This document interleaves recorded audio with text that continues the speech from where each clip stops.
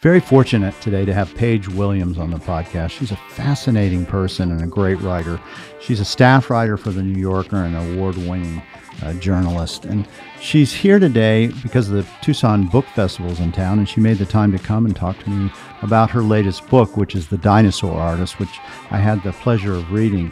Very interesting book on the fossil trade. And I can tell you, if you're interested in Native American art, you'll see a thread, I think, running through her book, the history of fossil collection and what's going on today with that. And particularly, it's about one piece, a T-bar, which is like a T-Rex that gets sold and then becomes confiscated, quite frankly. And it's just an interesting book that's out on the bookstores now. And she spends an hour with me today talking about her life, how she got where she is, and being a writer. It's a great podcast with Paige Williams. I have Paige Williams. I can't believe you're here. Yay, for the second time. It's good to be back. She flew out and gave us a nice talk about a month, less than a month ago. Less than a month ago. Yeah, 3 weeks ago, I think. In Tucson. And you live in New York City, so I do. This is not just like coming in, for a local thing. You have to, it's a hassle to get here. It takes 14 years to get here by my count. But it's very nice because when I left New York, there was snow and ice on the ground. So I get here and it's mid-70s and perfect. Yeah. So it's good to be back. And then you came for the book show. I did. And the Tucson Literary Festival. You were on a panel today and more stuff to do? Correct. I did a panel about obsession, which you and I were just talking about how we get obsessed with subjects. And in your case, an artist, in my case, a smuggling case. And then tomorrow, I think it's a panel on, I forget what. I don't remember. And how do we get obsessed? I think that's a really interesting thing because clearly in your book, The Dinosaur Artist, I saw obsession. I mean, and I can relate it because I have the same problem with Maynard Dixon. But what is it about that that we do that? I mean, every fact begs a new question, right? I mean, for me, it's following that trail of questions, right? And I think I've deluded myself all these years in thinking that I could get to the final answer, why someone does something right. Or who someone really is or what something is actually all about. I don't know that we ever get there. I don't know that the people that we look at, that we are obsessed with and that we study even could answer that question. If you asked Maynard Dixon why anything, he would have probably had no answer. And I don't know that the people that I've written about have a definitive answer, but I do want to know and I want to get as close as I can. And then I'm just unwilling to let go of the inquiry also. Like if there's another question to be answered, I want to. So every question that's answered just opens another Pandora's box. Exactly. And and so as a journalist, and you write for The New Yorker, and you have deadlines, and you have one coming up, in fact. I do. So there's a point where you have to say enough. I've found enough, whether it's true or not, but you found enough for what you are required to do. What is that end point? I hate that point, right? Because I never know if there is, I'm reminded of something. I don't know where I heard this, but I heard that Tina Fey, the great comedian, once said that when she was doing, I could be getting this totally wrong, whether she was doing 30 Rock or Saturday Night Live, that she had to at some point say, okay, it's good enough, 11:30's coming. It's 11:30, right. So you have to go on. You can't keep reporting something out forever or you'll spend all of your time in the field. You have to, at some point, make yourself sit down to write it. And I don't know. I think every story is different. I don't know that there's any one endpoint. One good measure that I use is if I start to run into the same material that I already know, then it might be time to write. But then sometimes it's just, if it's a deadline piece, you're done when you have to be done. So for you, lots of research, get all the information before you ever write the first word? Yes. In fact, we just talked about this on the panel. There was one writer who said she likes to write as she researches. That's me. Is it? Yeah. Yeah. You like to note dump, or what do you like to do? So, what I do is I spend as much time understanding in this case, Maynard Dixon, and then I just start writing. Yeah. And as I write and get that all out on paper, I realize there's probably holes and things that I need to go back and look into those areas because I see a narrative. Right. I see an arc. It's like for me, of course, I write fiction too. Exactly. So I'm looking to this arc. Yeah. And I'm sure you're looking, because your book has an arc for sure. Yes.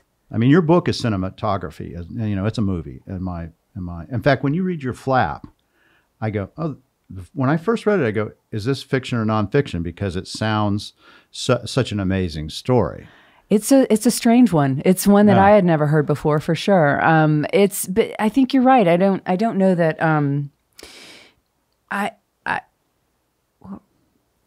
This is going to be edited, right? No. Nope. Okay, we're not. We're doing it. This is live, baby. I love that. Oh yeah. Okay. Well, I will lose my train of thought off and on, but getting to the core of it, I don't know that. I literally lost what you were just saying. What was the question? So when do you stop, and what is the arc that you do to get that information? In other words, you do your research and you start writing. I don't. Oh, that was the question. I'm so sorry. The research and the procedure or the process. There were two of us in this panel just now who said that we have to know the whole story before we can sit down to write, and so that. For me as a reporter, you know, having been a reporter for so very long, it would be impossible to sit down and start writing before you know what happened or before you have all the facts in front of you. So I'm trained in some ways to wait until I know as much as I can know before I start putting it on the page.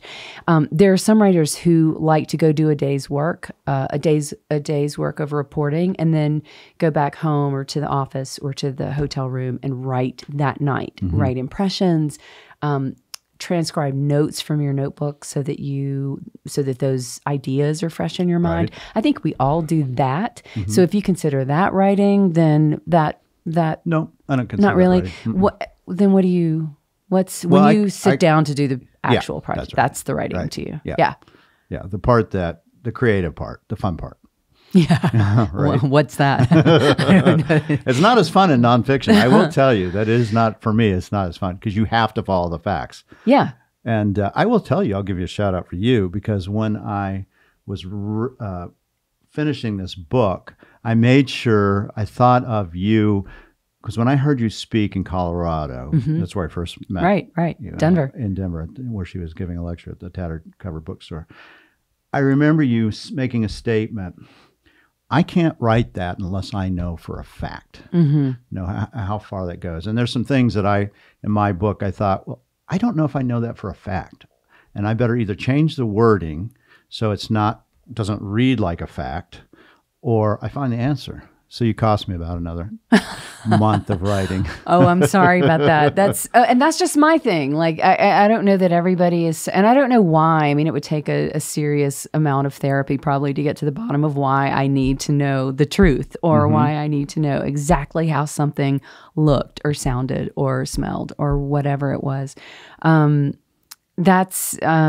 a little militant about it, and it does delay things. It costs time, it costs money, but I think it's worth it, even if you get to one detail that you might not have found if you hadn't gone down that road. Yeah, that granularity definitely added to the book. You think? Oh, absolutely. I think some people think the granularity could have been cut.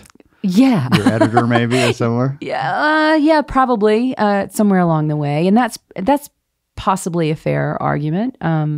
Next book, I might look at that, but I am happy. I think even sometimes I tell students that even when you get that granularity, if you don't use it, it can still inform the authority of a project. It can inform the authority of a long form magazine story. It can inform the authority of a book.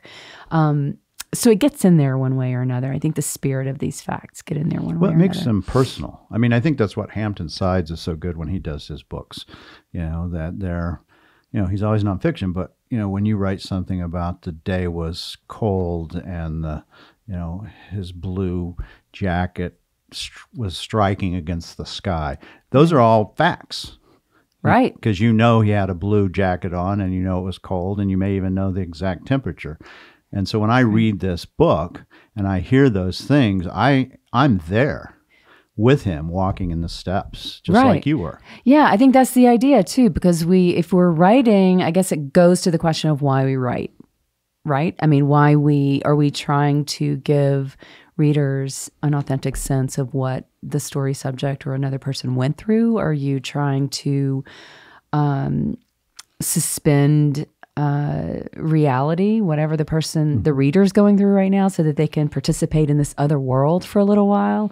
Those facts make a difference. I mean, I think visually. So when I read, I want to see it in my mind. And when I report, I want to see it. And so if you're treading ground that happened a long time ago, the only way to do that is if there's documented sources, or if you've got someone who can remember with some amount of certainty or reliability what actually did happen, then you can use that. I mean, we know that human memory is fallible, and you have to be careful about that, but you can get as close as you can often get as close as you want to get. Now, do you think any of this had to do with, because you grew up in a very different environment than you live. You live in New York, and you write for the New Yorker, but you grew up in Mississippi, right? I did. And that's a totally different world.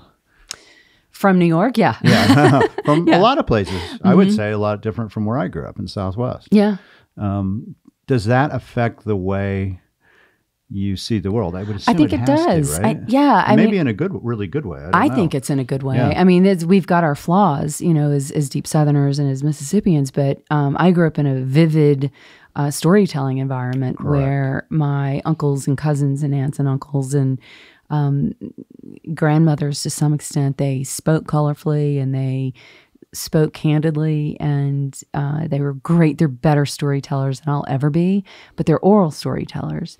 So that got in there. I mean, I can think of moments in my childhood when someone described a sight in a way that thrilled me. I'd never heard. I remember one time my dad owned a sporting goods store, and on Saturday mornings I worked at that sporting goods store. And the coaches from the surrounding area in Tupelo, Mississippi, would all come in for coffee and donuts.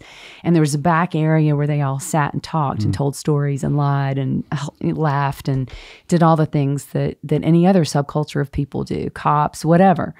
And I remember there was one coach, Tommy Witt, telling a story about he was sitting at a traffic light, and there was another coach beside him at the light, and a dump truck ran into the back of the coach. But he didn't say the dump truck ran into the back of his car. He said the dump truck crawled up on top of the car. And I was a kid. I was probably 6 or 7 years old. I wasn't working at that point, but I remember thinking, that's such a weird way of saying that.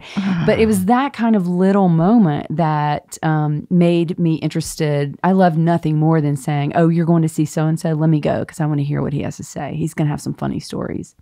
Yeah, so you like dialogue. Yes, very much. So you need to be a fiction writer too. Because that's what fiction is, in my opinion. I know. I've been told that for 25 years, and maybe someday I will. But you're right. I do. I love. In fact, it's.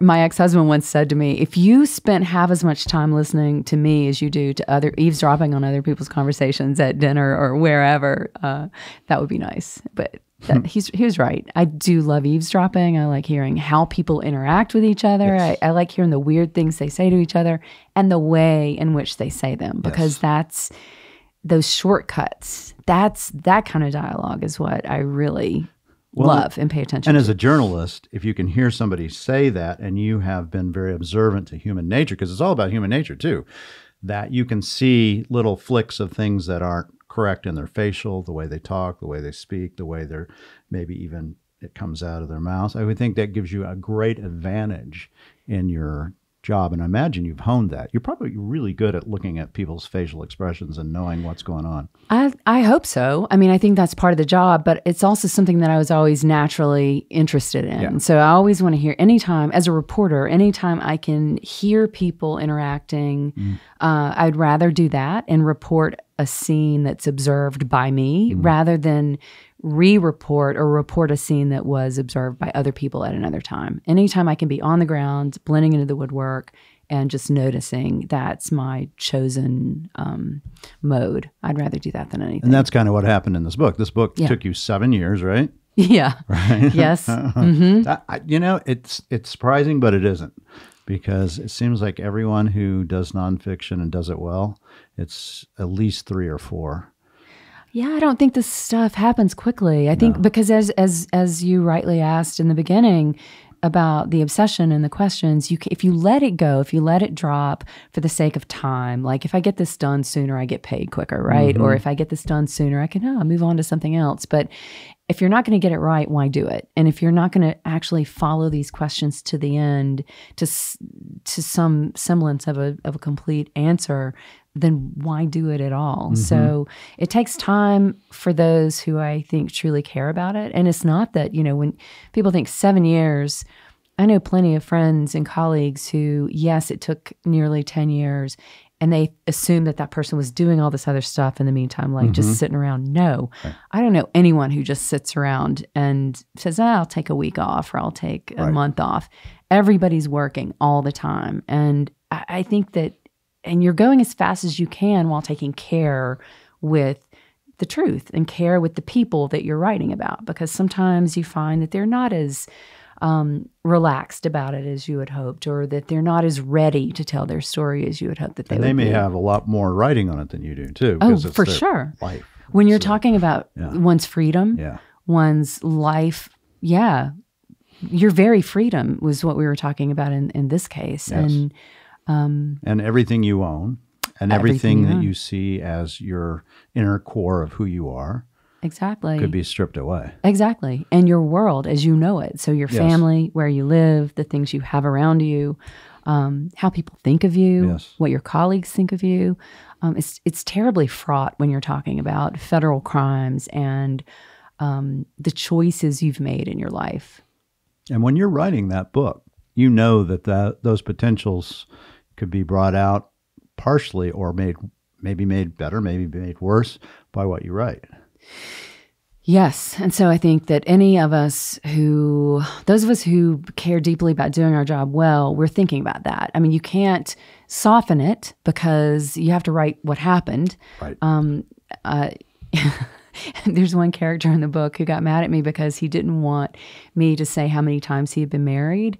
And I was like, "Why? This is true, though." Right. And he turned out being fine with it. And he was like, "I didn't realize, okay, I get it now. You have to tell the truth." Right. I was like, "Yeah." And he hasn't come to grips with who he is. Exactly. Either. I was like, "This is your story. This is part of your story." Exactly. And this line of, this developed you. These choices that you made and these people that you knew along the way led you to this current marriage, and you're very happy now, and this is now your life. And he may have just looked at it as it was a failure, and I don't want to be looked at I don't think I think he doesn't see himself as a failure in any way, which I really admire about him, actually. He's got a strong sense of self. Yeah. But I think other people had said, 5 times or 6 times. And he let that get into his head when, in fact, all he had to do was cling to what he already knew, which was, this is my story and this is okay. And you told him, I'm going to write it. Yeah, I'm doing it. Yeah. Right. Sorry. And how do you approach somebody like that when you go to, for in this case, the person who and we can talk a little bit about that because it's really interesting, but the person who's the main, I call him a protagonist of your book, that, you need all this information from him to make the book work. Right. And how do you pitch that idea? This is what I want to do. I think in the beginning when I did the New Yorker piece, I approached them, that would be Eric and Amanda Procopi, by email. And so I sent an email and said, I'm a writer at the New Yorker. I am interested in this case. I have been looking at this world for years because at that point I'd been sort of researching and looking for a story within that world for 3 years. And this is the dinosaur fossil world for those who aren't following the Yes, that's right. That's a good thing to throw in there. Yeah. This is the world of dinosaurs, paleontology, and then fossil poaching and questions involving who owns natural history and who is entitled legally and otherwise to handle it. And this is a multi-billion-dollar industry. I don't know that we have, I can't remember what figure I included in the book. I don't know that anybody knows exactly how big it is, but I got close.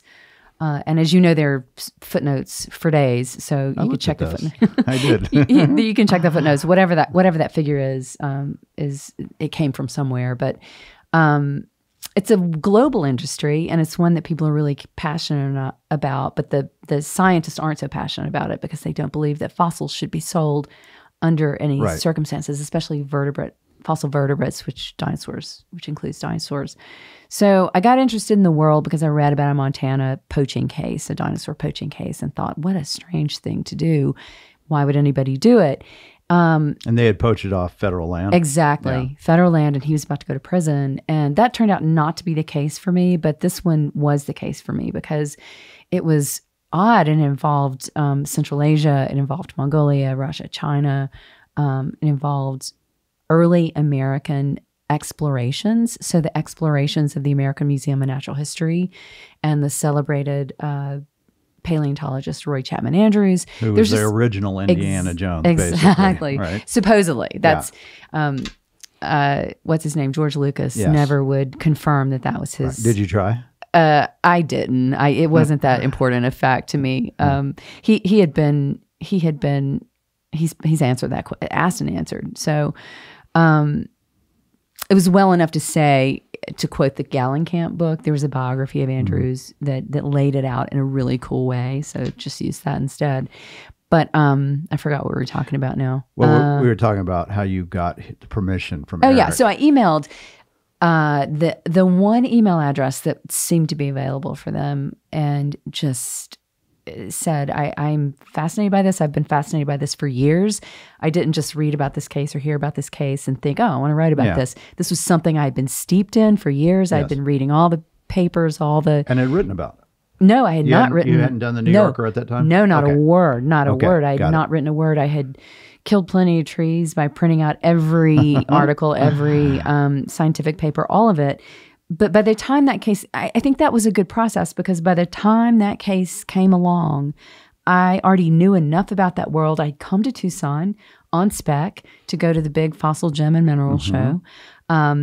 No one paid for that. I paid for that to come out and just see, like, what is this and who cares about this and why should I care about this as a human on the earth?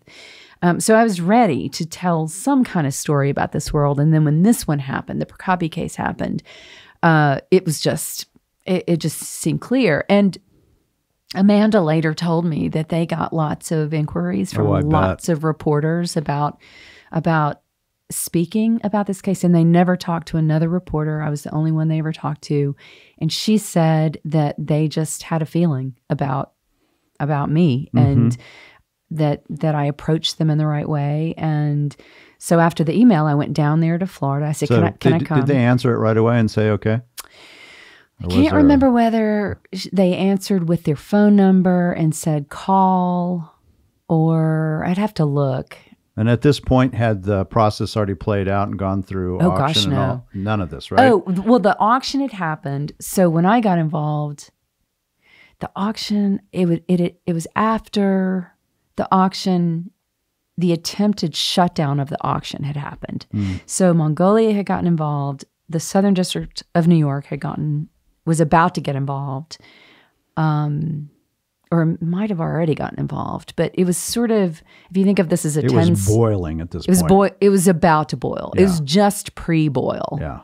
It was not yet boiling, because to me, the boiling point came when Procopi was arrested on federal charges at his home and taken out of his bed and put in handcuffs and put in a car. Yeah. Perp walk kind of thing. Yeah, except nobody was there to see it except his wife and kids. And that's enough. I know, it was more than enough for him. It was a traumatic day for all of them. Sure. Yeah. So he might have looked at you as being a potential way to tell his story. Possibly. I think a lot of times when criminal defendants do talk to the media, I think it's out of a need to explain their side, explain their point of view. Makes sense. Yeah, and none of this happened, by the way, without his lawyer's involvement. So when it became clear that they would talk to me, his lawyers said, "Well, wait a second. Like we no, because we would need to be there. And I said, well, what if you're on the phone with us? What if we do this? I go to Florida, we're on conference call, and you can hear everything I ask and everything that they say. And so that was the agreement. So I went to Gainesville, is where the Procopis lived, in this beautiful house that they had got renovated top to bottom, this historic residence. And we sat in there at their dining room table and we talked for hours. And then we went to a nature preserve, which was right down the road, and the lawyers were on the phone for that too. They were there the whole time, and sometimes we forgot that they were actually there because they were. This was Peter Tompa, actually a lawyer in D.C., who was listening and was very carefully monitoring what was said and done, and so that gave the Procopis, I think, some level of confidence that it was all following a certain procedure, and that's how that happened. And for why they went that direction, you'd have to ask them. Yeah. Well, I could see it. I mean, if I was in his shoes, I would want my story told, especially if I didn't think I did anything wrong. Right. You know? And I don't know if at this point or any point he felt like he did anything wrong. I don't know. Did he? Do you know? You'd have to ask him. I mean, I don't want to be his mouthpiece, but I think that he, if you look carefully at the legal proceedings, and what was said in court, he made it very clear in the end stages of what turned out to be the second case, United States of America versus Eric Procopi. In court, his lawyer, George Letterman, made it very clear that Procopi did not admit wrongdoing in Mongolia. He admitted falsifying the documents he admitted to smuggling. He admitted to falsifying documents to get the dinosaur bones into this country.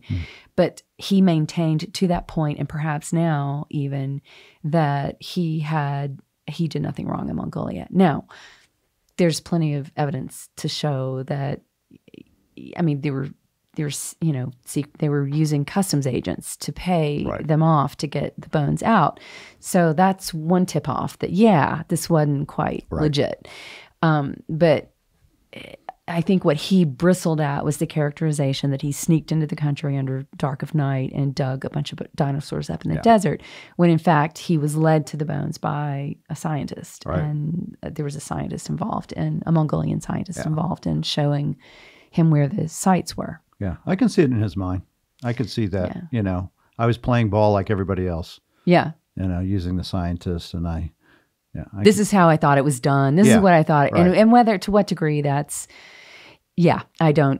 I think he felt he had a side of the story to tell that he wasn't. In his one statement to the press, he said something like, "I'm not just some guy who digs up bones and sells them." He thought that what he did was valid.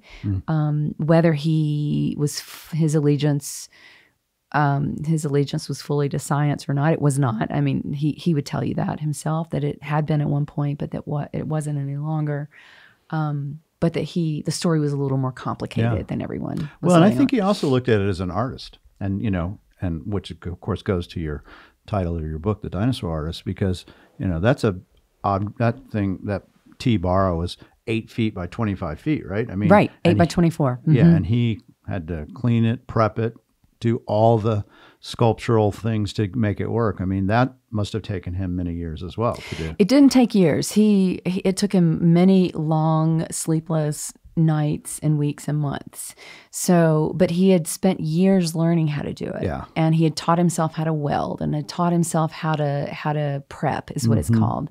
Preparators, it's really neck-breaking, detailed work that requires craft and patience and a knowledge of the dinosaurs, exactly. Too, the fossils, I would assume. And so Procopi's background as an engineering graduate from the University of Florida, I think, really came into play there. So he had decided not to be an engineer, but he did very much use engineering in his craft work. And there is, like it or not, the scientists sometimes don't love it to hear that these guys are good at anything, but guys like Procopi are good at the craft part of it, and they sometimes are very good at the hunting part of it. Yeah, which is an art into itself, for sure. Right, they can read the land, and they can find things sometimes that other people can't find. And there are plenty of scientists who do give credit to the commercial hunters for being better in the field than they are. sometimes. They just don't want them selling stuff they're not supposed to sell,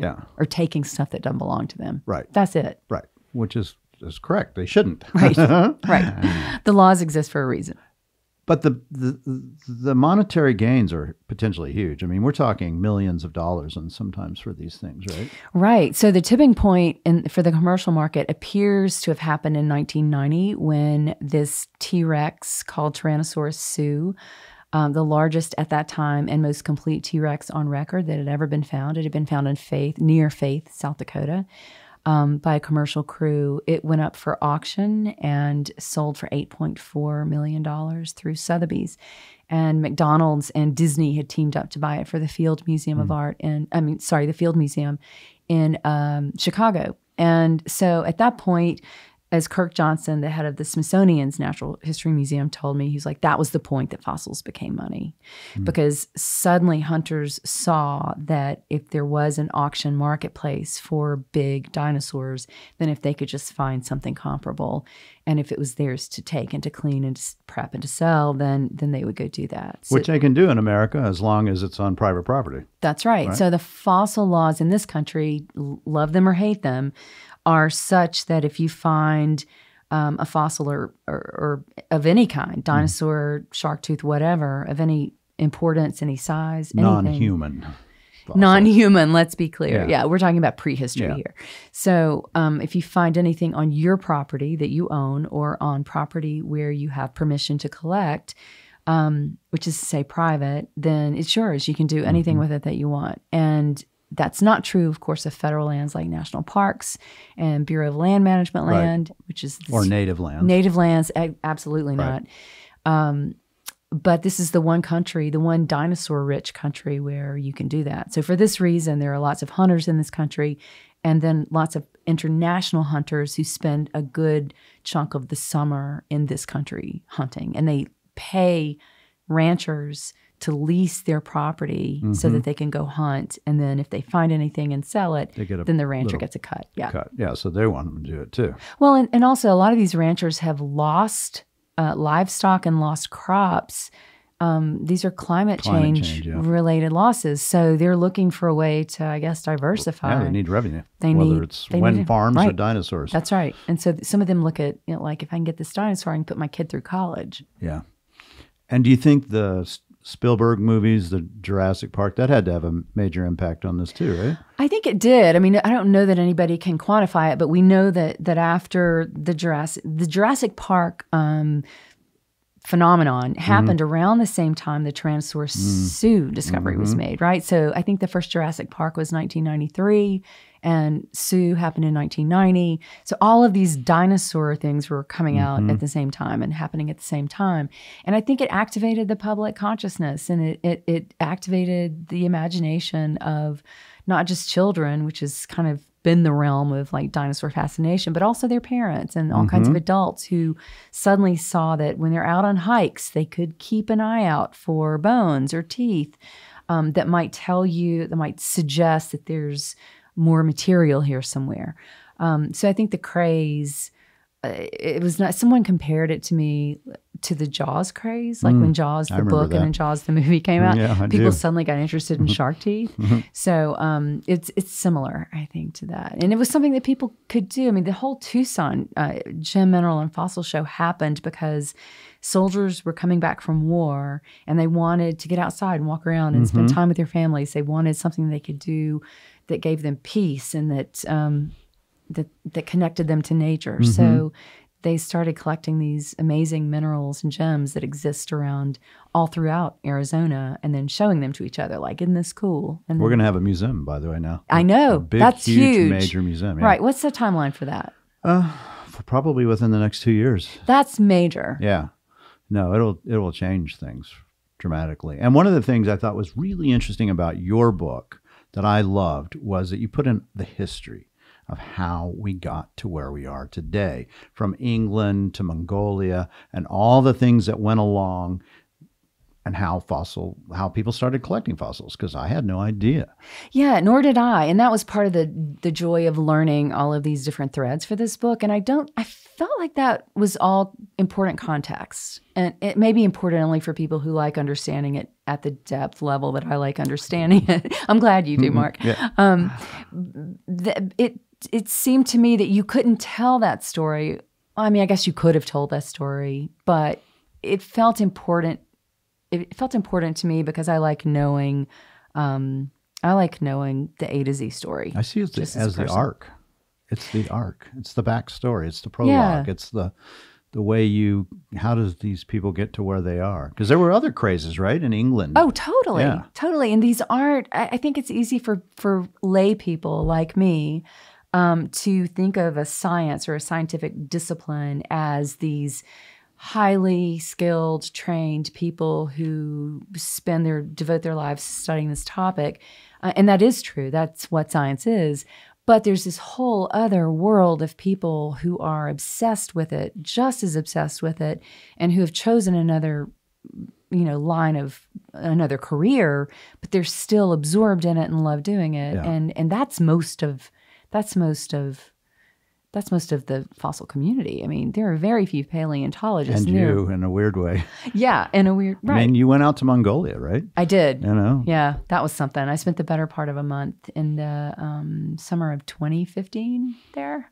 Yeah, what's that? I mean, that's a really backward, maybe backwards is the wrong term, but I use the word backward. I mean, it seems like it. I mean, it's not developed, a non-developed country, wouldn't you say? I mean, it's between Russia and China and is kind of thrown in the middle. It is. You're correct about the location. The geographic location is landlocked between those, yes, with Russia to the north and China to the south.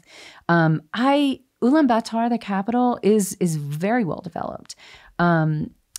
2 of the 3 million people who live in Mongolia live in UB, and it's a city. It's a city. It's a major city. Yeah. It's remote, I guess is how I would explain it, because it's hard to get there, expensive to get there. Into the earth is what it feels like. Roy Chapman Andrews wrote a book called something like Dinosaur Hunting at the End of the Earth, or To the Ends of the Earth, or something like that. So I think it does feel very much like the ends of the earth, especially when you're in the Gobi and there's nothing for many, many miles around, and there's just a flatness, this sort of profound flatness. The landscape flattens out. It's monochromatic. It's there are other parts of the desert that are more varying than that, but some parts of it are just flat and brown. I remember posting one Instagram photo, and one of my friends who is used to hard research herself and is used to difficult situations. She commented, "Ugh," because she can relate so much. That looks really tough, and it was tough in the most glorious kind of way, because if it's not hard, I'm not interested. I mean, I like the challenge, but it's a tough place to report. It's a tough place to spend any amount of time, but it's also glorious for that reason. And you paid for that yourself too, right? Well, I mean, I used part of the book advance to pay for that. You're paying for it. Yeah, that's your money. That's right out of your pocket. You're right. Yeah. I am paying for it. But you had to do that to get the setting right. I felt like I had to do that. And I made some miscalculations in that too. There was one expedition that was coming in on the back end of my trip, and I really had to get back to the United States for reasons that I forget now. But there was another one coming in, and I was like, oh God, should I stay?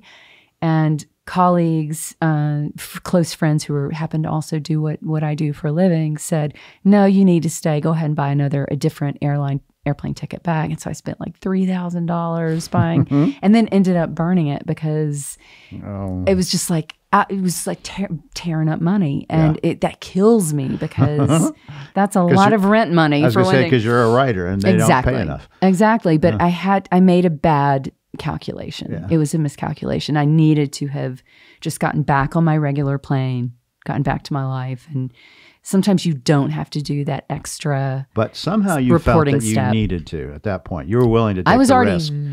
But that was only because in a weak moment, I let people who weren't as familiar with the story as I was talk me into. So it was a moment of insecurity where it's like, God, what if I don't and something great happens? And then it turned out to have been like a mini expedition, and it was like barely outside of Ulaanbaatar. It wasn't like deep into the Gobi like I had been the first time. I was like, I had enough. I'm always telling myself, oh, you don't have enough, keep reporting, keep reporting, when actually in that case, I was done. It's trying to figure that endpoint out. That's a very difficult thing. And for artists, it is too. Is it? It is, because as they get more mature and do more paintings or sculptures, they know kind of when to end. But a lot of times they don't know. They can't tell when the painting's finished. Well, then how are all these beautiful things that I'm looking at in your studio exist? Yeah. Because as you mature as an artist, you figure out where that endpoint is. And you realize, even though it may not be as complete as you think it could be in your own mind, right, it's good enough. You have enough. Right. It's there. It translates the emotion that you're trying to have happen in that painting or sculpture. And it is a problem. And young artists, I see it over and over again, is they try to put in too much. Yes. They overdo it. Yes. They put in the rainbow, the birds. They put everything in. You know, we call it everything but the kitchen sink. Right. Well, and it's like, yeah. I think there have been a couple of people who felt like I did a kitchen sink treatment on this, and maybe that's a fair criticism. And I think that as you know, we've talked about this, but I think every project teaches you how to do the next one. That's and right. I think that, of course, I'll pare it down. And I'm not opposed to killing my darlings. I'm really not, as they say. I will do it. But I also like and appreciate really good editing. And that's something that I learned that I'll look for in the future. Yeah. And that has to do with the right editor that can work with you? Well, yes.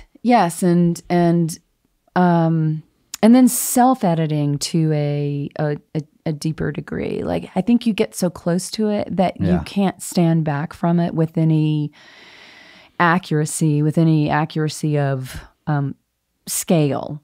And say, okay, this really does need to go. Like these 30 pages could have either been chopped down to a single page or paragraph even, or they didn't belong in there in the first place.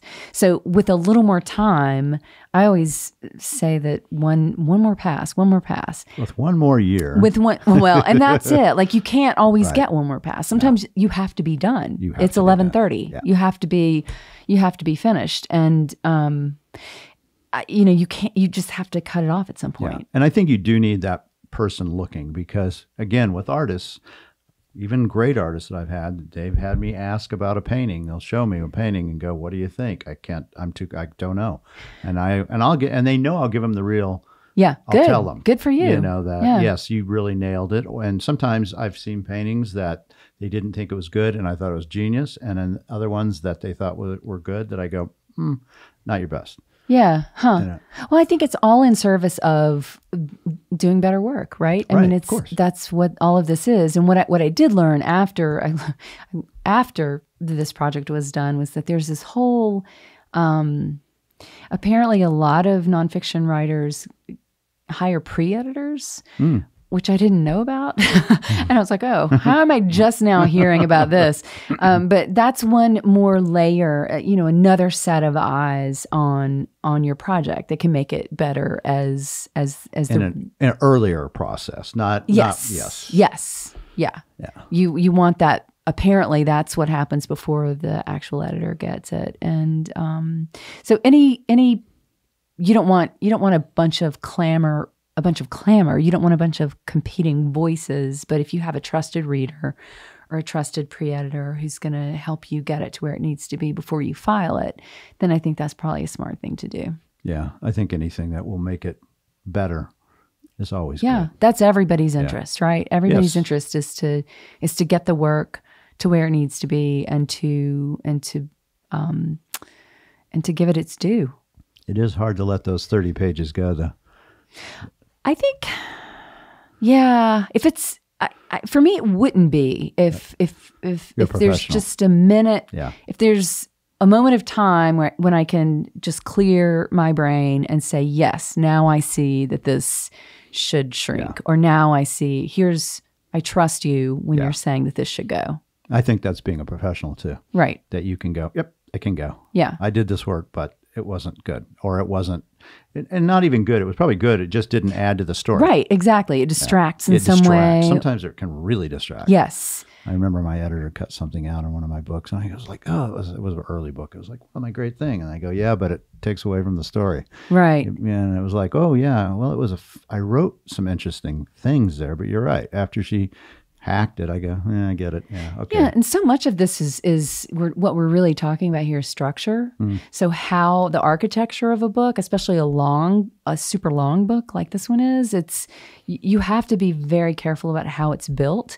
And so in this case, the main narrative, which is the criminal case, the reader spends, I don't know, like 100 pages, I think, before you get back to that main to that main story. And that works for some people, I found, and that doesn't work for some people, I found. So to me, it was an interesting architectural problem and a structural problem to solve. And whether I solved it successfully would depend on the reader. For me, at least, it read very quickly. I found it actually, because I was wanting to know the next. Good. The next. Yeah. And I'm interested in history, and I'm interested in people that are like Eric, who have this compulsion to do something for their entire life, and that's what they've chosen their life for good or bad. And yeah, I didn't find it slow at all, and I found it very interesting. And I had another. We sold a lot of your books, actually. Good, and, thank you. Somebody just wrote me the other day that they loved it too. So I think it's a book that people, especially if they're interested, and I'll say this to all the people who are native, like Native American art, because there's a lot of people that listen to my podcast that do that. This has the same sensibilities in a weird way. There's something about Eric and some of the dealers that have come before, and there's a thread there that's similar. What do you think drives the collectors in your world? What's the history? Is a lot of it. I think they like history. For the Native American stuff, I think they like history, and they like having the object and owning the object, because I think you feel like you're part of history when you own this. Just like the fossil collectors and dealers, they feel like they're part of all history as far as they're concerned, and it's rare, and they get to be a part of that little moment. And I also think for a lot of the fossil hunters, and I'm sure they'll tell you this, that the greatest part is finding the piece. Yes. The selling part is not as fun. Yes. No, they all say that they hate the selling. That's not even what interests them. They sell so that they can go hunt. Yes, that's right. That's every time is where they get their adrenaline rush, is when they find it. It's the same for me when I get a great object that comes through my hands, whether it's a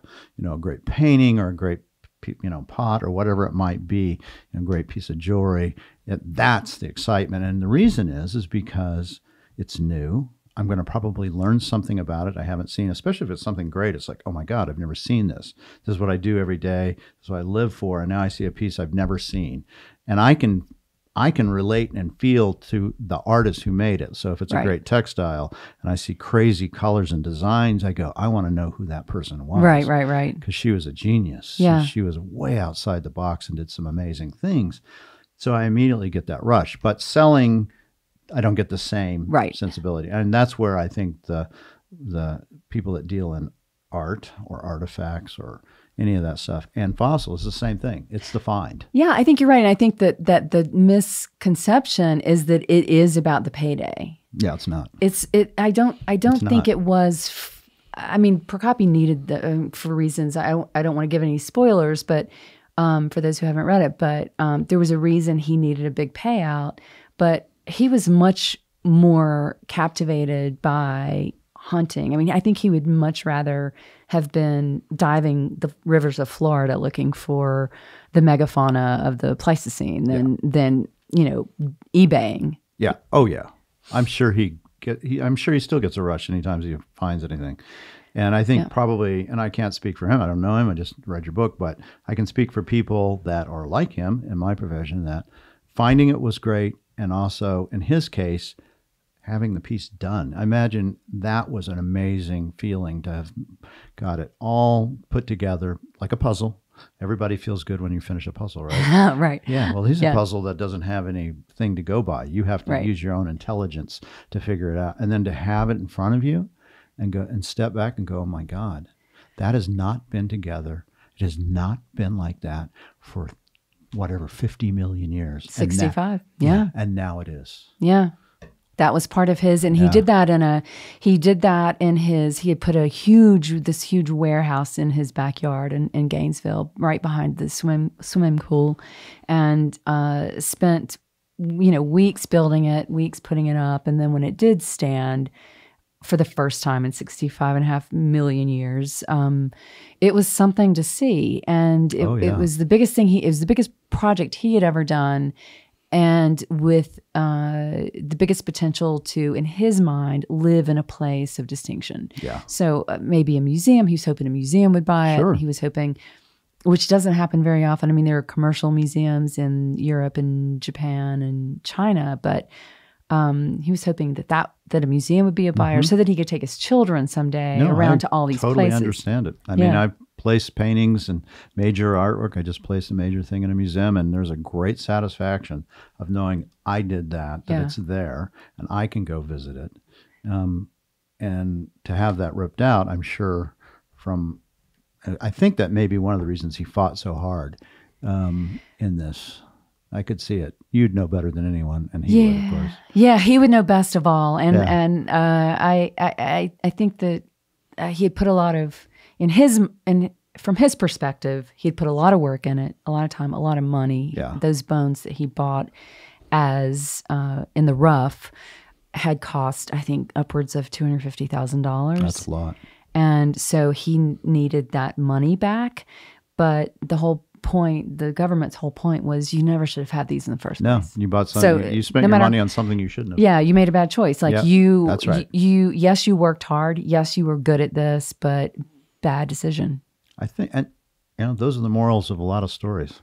Yeah. Right. It's so true. We're seeing it unfold out right now on TV, right? Yeah. You make bad decisions and you're going to pay for it. It's so true. And I think, this is a smart guy who, there were friends of his who said, smart guy, good guy, bad decision. Yeah.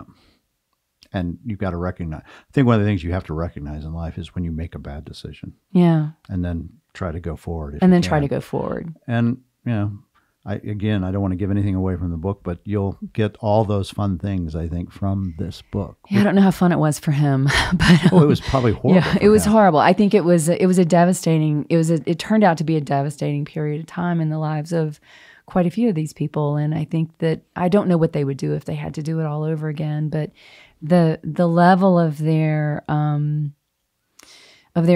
was. It was significant, and it's not a small thing to go to prison for any amount of time. Right. And it's not a small thing to go to what some might call Club Fed, which is a federal prison or to be a felon. But it's no small thing. So, it's whatever trauma one might expect from this kind of situation, it plays out differently for you if you're the one experiencing it. So I can't imagine the true depths of what they all went through. And I think it also, they probably were concerned how it affected what they love, that this was going to affect the fossil trade itself. Yeah, that was a concern for Prokopi for a while. I think probably for a lot of people, not just for him. Yeah, in court, he said, I am worried about the effect that this is going to have on my trade. Mm-hmm. But others would have said, and did say actually, well, you should have thought about that before you went and did this. And his point on that would have been, other people have been doing this all along. Yeah. I'm just the guy that got pinched for it. So doesn't matter. It happened. And does it affect the trade, you think? You've got to talk to some of these people since the book came out. Yeah. I don't know that's quantifiable, but I know that some people believe that the industry is self-policing itself a little bit better. But at the same time, I heard today at the Tucson Book Festival that there's an auction coming up that puts us right back where we were starting. No way. Yeah. And I was like, seriously? And this is on very good authority. And so I guess we'll see. I don't know. I don't know if they let things die down for a while and then come back around with it. But there's some key players who are still active and who are fine with it. Yeah. Yeah. Not Prokopi, as far as I know. I'm sure not. No. Yeah, isn't that interesting? We'll see. Yeah, we'll see. We'll stay tuned. Do you have any other projects in the works you can That I can talk about? Yeah, or want to talk. Yeah, good. That's a good writer right there. That I can talk about, but I guess stay tuned for that too. Yeah, so they can find you though if they want to get the book. They can get it in. Well, first they can get it on Amazon. They can get it in any bookstores. They can get it here at Minnesota Gallery even if they want. Absolutely. Is it on Audible? It's on Audible, Wonderful. and any updates usually go out on Twitter. And it's on Audible, and it's I guess it's still available at the Literary Festival for one more day. And do you want to share your Twitter feed? Oh, it's sure. It's thank you. It's Williams _Paige, Paige, and yeah. And the New Yorker, you write for them, right? I do. So you can get the New Yorker, support the New Yorker, and then you can. We would love that. Yeah, everyone's welcome. Well, Paige, thank you. She's running back because she's in demand, and I really appreciate you taking the time to come and talk. It's a fantastic book. I really love it, and you're a gifted writer. Thank you. Well, it is always my pleasure to talk to you, Mark. So I hope to get to come back some other day. And on my way out the door, I'm buying your Maynard Dixon book, and congratulations to you. That came out in the past 3 weeks. I mean, it wasn't out when I was here 3 weeks ago. It came out 3 days ago. It came out 3 days ago.